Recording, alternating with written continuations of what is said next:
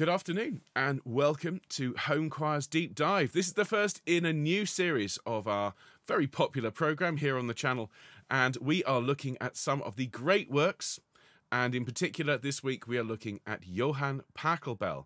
Now, as I was just saying, you will know the name Pachelbel, particularly if you've ever been to a wedding where they had a string quartet, because the Canon in D is one of the best loved and most played pieces from the Baroque era.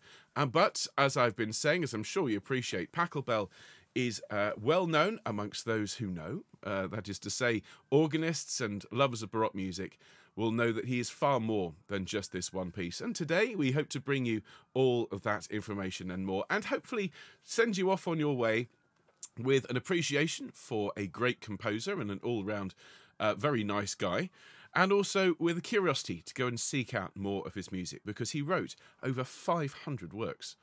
So it's far more than the Canon in D. Now, before we get started, my name is Ben. This is Homechoir. If you're new to the channel, do consider please hitting the like button and subscribing. If you'd like to support the channel, you can donate to us.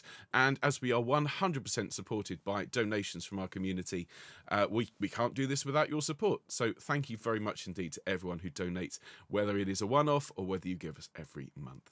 So let's get on and let's talk about this chap here. This is what Pachelbel looked like, or at least this is what we think he looked like. As always, all of these representations of the composers are based far more on a stylized, ideal view of what people looked like in those days. And if you look him up, if you try and find out what he looked like, well, you can't find one picture that looks like the other. But this apparently is what Pachelbel looked like, and far more, as I say, than the Canon in D. But let's talk, before we dive into Pachelbel's life, let's talk a little bit more about the Baroque period. And those of you who are familiar with the deep dives, those of you that have come along perhaps to some of my other lectures with the Around Sound channel and so on, will already know that the Baroque era is a very, very wide range of music.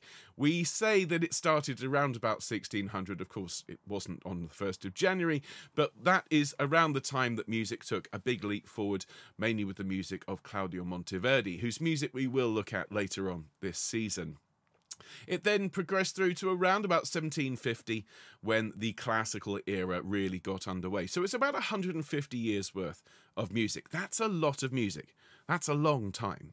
And in that era, throughout that 150 years, so many people were born, lived, died, produced music, and these styles evolved that actually you can say that there's such a thing as early Baroque, mid-Baroque, late Baroque, and most of the Baroque composers that we know and love, such as these fine gentlemen over here, that's Johann Sebastian Bach on the left, obviously Handel and Vivaldi, most of them are either mid or late Baroque. But Pachelbel is right in the middle. He is there in that 50-year period, right in the centre of the Baroque era. And the music of the Baroque era was characterised by a more polyphonic approach. That is to say, interweaving lines, a sense of drama, a sense of everything being very ornamented and very decorated, and this is all reflected also in the architecture and in the writing and the art of the time.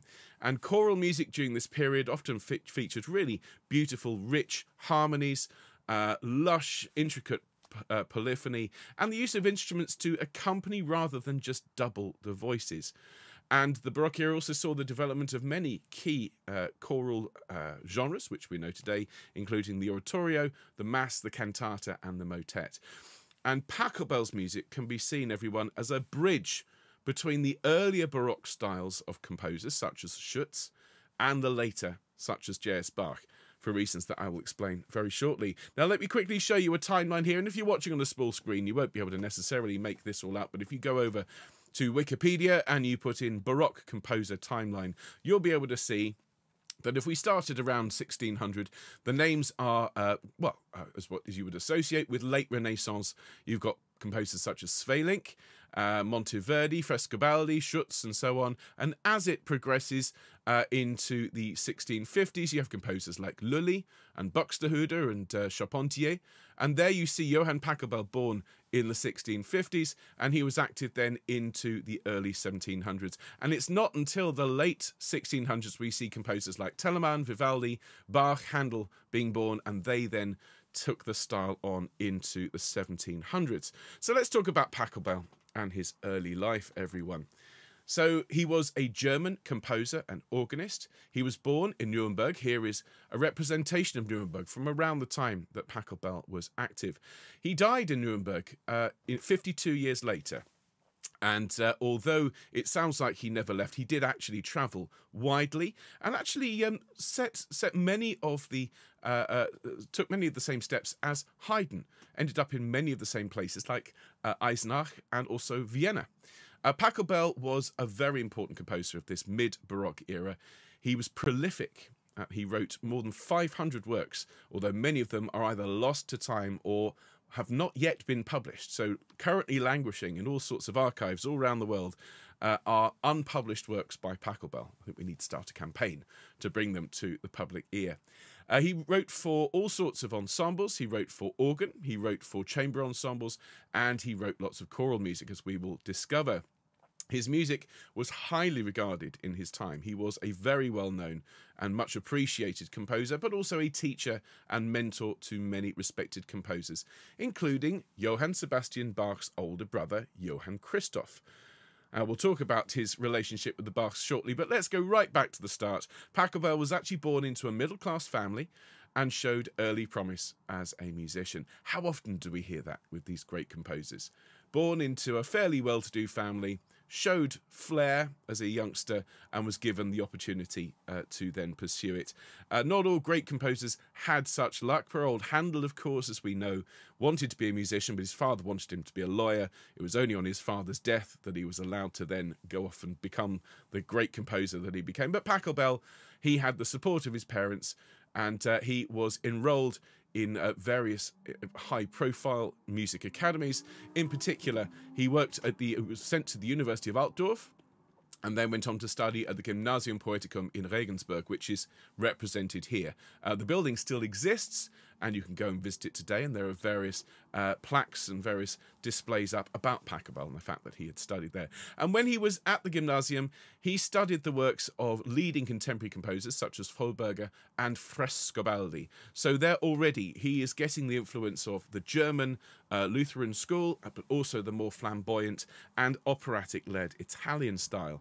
Now, Pachelbel then, later on, went on to hold important posts as an organist in various cities, including Vienna, Eisenach, Erfurt and Stuttgart, before ultimately returning to Nuremberg, where he died at the age of 52.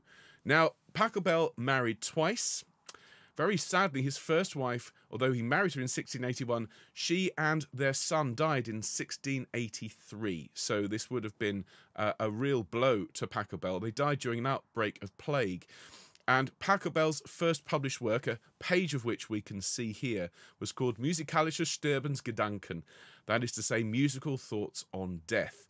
And it was written as a response to this tragedy.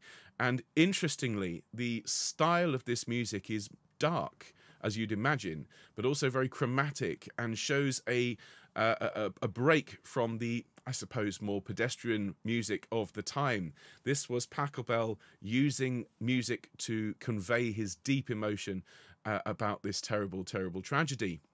Now, 10 months later, Pachelbel remarried. He married a lady called Judith Drommer, who was the daughter of a coppersmith, and they went on to have 5 sons and 2 daughters. Now, 2 of their sons, Wilhelm Hieronymus Pachelbel and Charles Theodor Pachelbel, went on to become composers themselves. And you can look up their works. There are several recordings of them right here on YouTube. And one of them also, that's to say, Charles Theodor Charles Theodor moved to the American colonies in 1734, where he was rather successful. Another son, Johann Michael, became an instrument maker in Nuremberg and travelled as far as London and Jamaica. And interestingly, one of their daughters, Amalia Pachelbel, achieved great recognition as a painter and an engraver. So there we are. Now let's talk about Pachelbel's relationship with the Bachs. And here we can see a very famous image. This is Bach's family tree, and you can look this up. It's a fantastic image. I think the original is kept in the Bach Museum in Germany, but you can see the Bachs were a highly active family. and they produced a great number of musicians, particularly organists. The Bach family was very well known in Erfurt, where, of course, Pachelbel lived for a time, and virtually all organists in the city were Bachs for a while. And so Pachelbel was inextricably linked to the Bach family. He became goddaughter to Johann Ambrosius's daughter, Johanna. He taught Johann Christoph, who was Johann Sebastian's eldest brother, and he lived in Johann Christian Bach's house. So Johann Christian Bach was Johann Sebastian Bach's uncle. So Pachelbel basically had Bach's uncle as his landlord. Now, when Johann Christian Bach died, Pachelbel bought the house from his widow, and when his former pupil, Johann Christoph, that is to say Bach's eldest brother, got married in 1694, the Bach family had a huge celebration and invited Pachelbel and other composers to perform and to provide the music. And so we know he did attend, and so he would have met Johann Sebastian Bach, but of course, Johann Sebastian at the time was only 9 years old. So there we are. And as we go through, you'll hear just how Pachelbel's music influenced Johann Sebastian Bach. And how could it not, given that he was around when he was a child, and his music was all around him as well. So let's talk about Pachelbel's output. As I said, he composed over 500 works, but over 100 sacred vocal works, including motets, cantatas, settings of the Magnificat. He also used choral music to influence his organ works.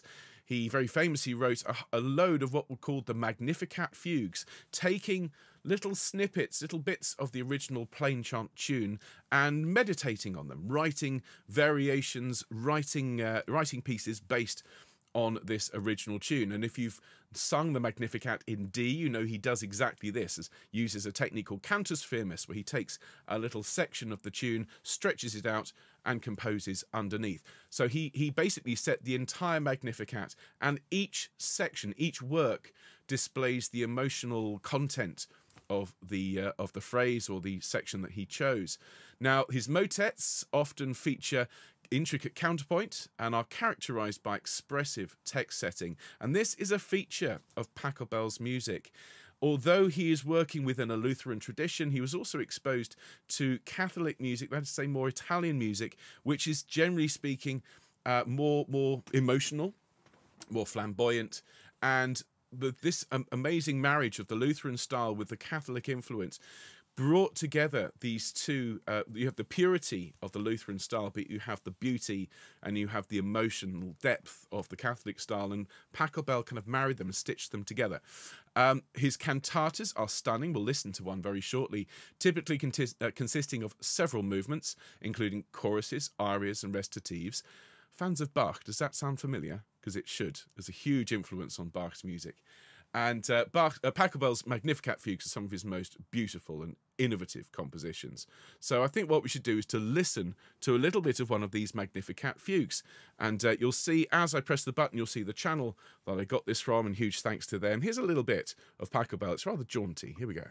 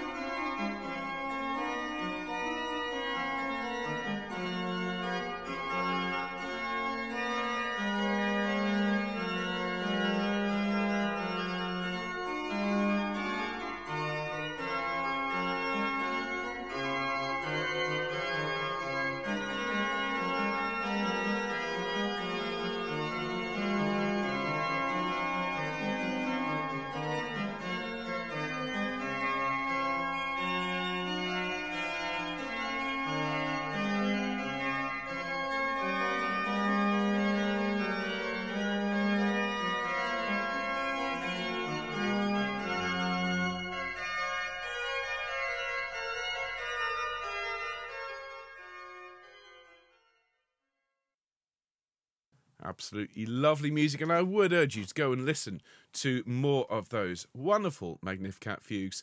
And as someone has pointed out here in the live chat, quite often they don't have a pedal line, making them much easier for organists to play, and a great warm-up when you're getting ready to play something really big. Now, Pachelbel's cantatas. Now, so these, of course, are works to be performed as part of a service. As I already said, would usually have solo, would usually have recitative and choruses. They're characterized by their varied structures and their rich harmonic language. So that is to say, Pachelbel was pushing the boundaries of what he could achieve with the harmonic restrictions of the Lutheran Church at the time, bringing in that Italian influence and quite often elaborating on the hymn text. And if you consider that Bach wrote, of course, all those amazing cantatas some decades later, it's very clear that Pachelbel's cantatas were hugely influential on Bach. And what you'll hear in a moment when we listen to a little bit of one of his cantata settings is the amount of expressive text setting using techniques such as word painting, which is where the music will reflect what the words are saying. For example, in the Magnificat, you might sing dispersit, as in scattered, and the music might be broken up and might be disjointed. If the text is triumphant, the music will be triumphant. If the text is mournful, the music is mournful. And so he uses, as I say, word painting and melodic contour, that is to say, the shape of the tune, to highlight the meaning and the emotion of the text.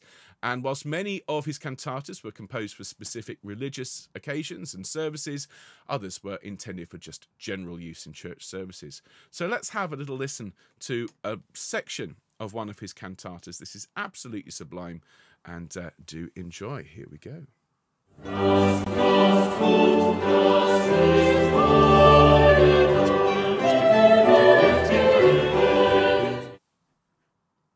Just 2 shakes. Let's try that one.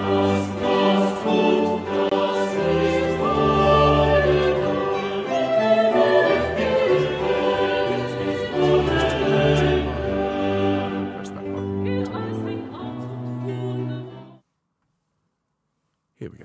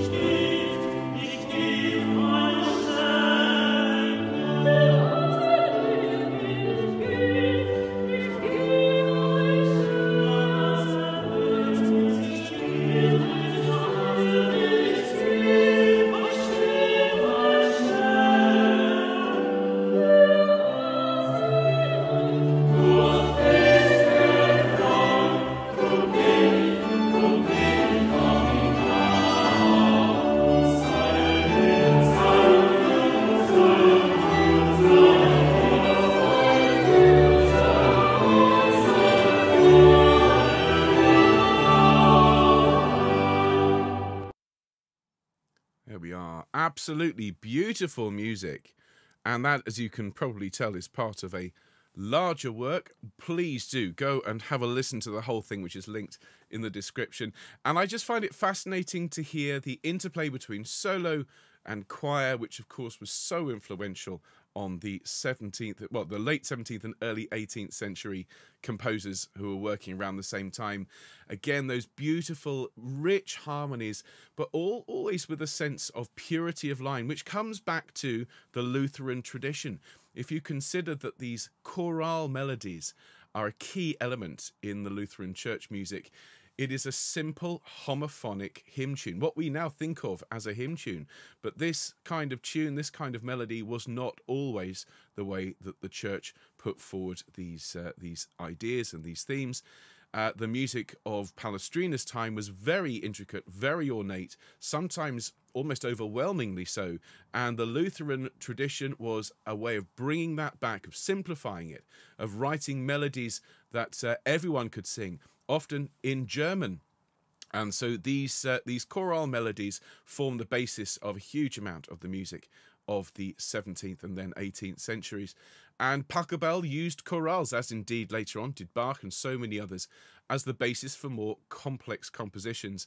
And in these settings, Pachelbel would elaborate on the choral melody. So the choral melody would be at the core of the music, but there would be intricate counterpoint or harmonies or expressive text painting. And this approach allowed Pachelbel to create music that was both accessible to the congregation, but had that sophistication, that artistic creativity, and also demonstrated his deep understanding of the role of music in Lutheran worship. And you can now start to appreciate why he was so well regarded in his time, why his music has stood the test of time, and why it was so influential on the composers to follow him. And really, his choral music, along with his organ music, is characterized by this blend of different textures. Sometimes you have intricate polyphony, as you can see here on screen. You have all these interweaving lines, but sometimes he decides to just treat the music as homophonic, that is to say, just chords. And this approach, well, you can already imagine, had a huge influence on so many others. And I've mentioned Martin Luther. There he is. Dear old Martin Luther, who very famously nailed his treatise to the church door, proclaiming that it was time for a change in the church, a time to go back to a simpler form, to have church worship in the native language rather than in Latin, so that everyone could take part, to have tunes so simple that everyone could sing them with a strong connection to the text.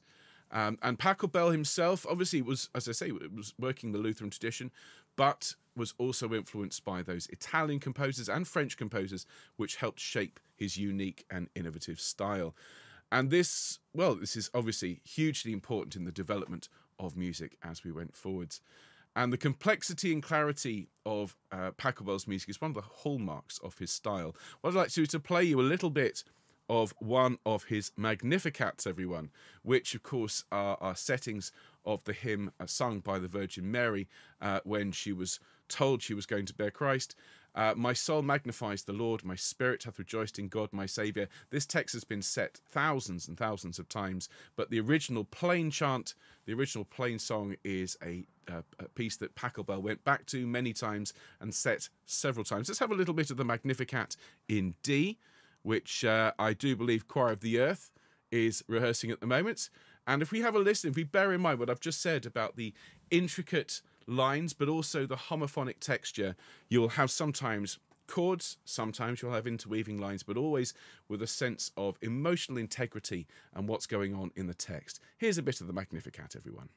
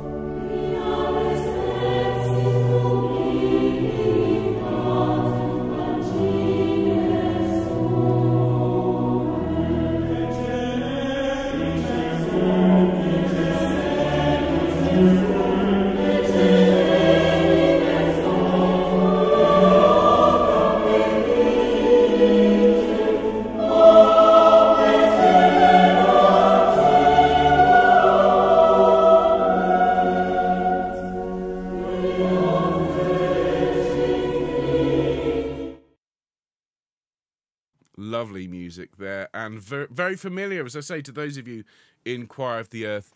And we can see here a little section of that Magnificat in D. And if I just play it for you here.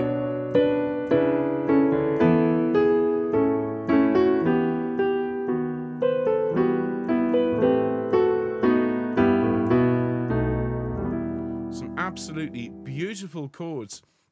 And although the underpinning harmony is rather Lutheran, the shapes and the melodies, the melodic contours, as I said earlier on, always have this slight air of the Italian, this sense of a leading towards beautiful suspensions, for example, and then the beautiful use of the minor suspensions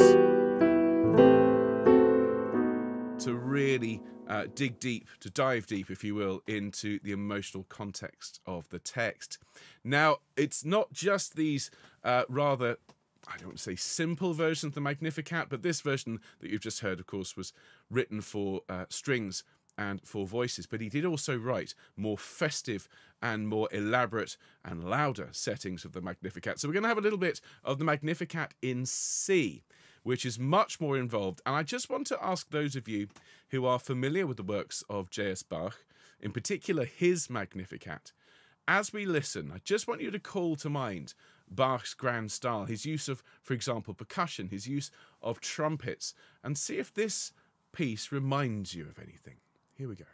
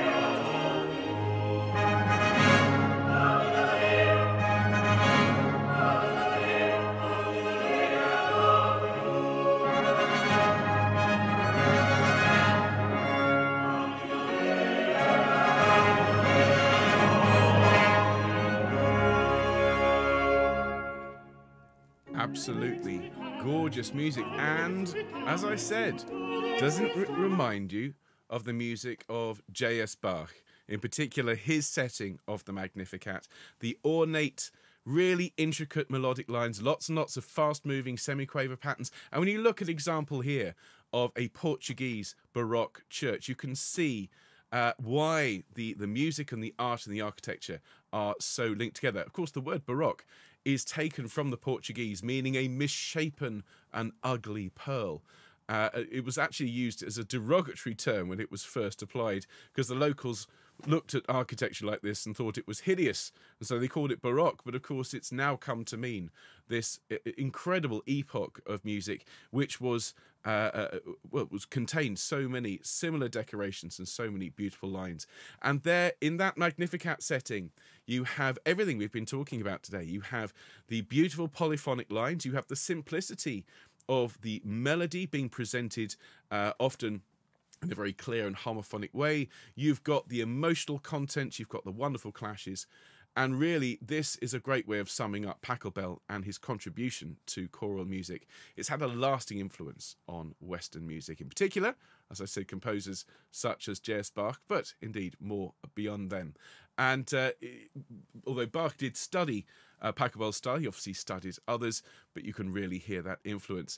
And many of Pachelbel's choral works continue to be popular today, including that Magnificat in D, which Cry of the Earth are recording at the moment. But in addition to his influence on the Baroque period, Pachelbel's influence was further ahead into the classical era because of his emphasis on clear tonal structures. So that's to say, a sense of where the tonality is rather than moving around. It's very clear whether we're in the minor or in the major, what key we're in, and using that expressive harmony to support a beautiful, clear melody was very much a model for the classical style.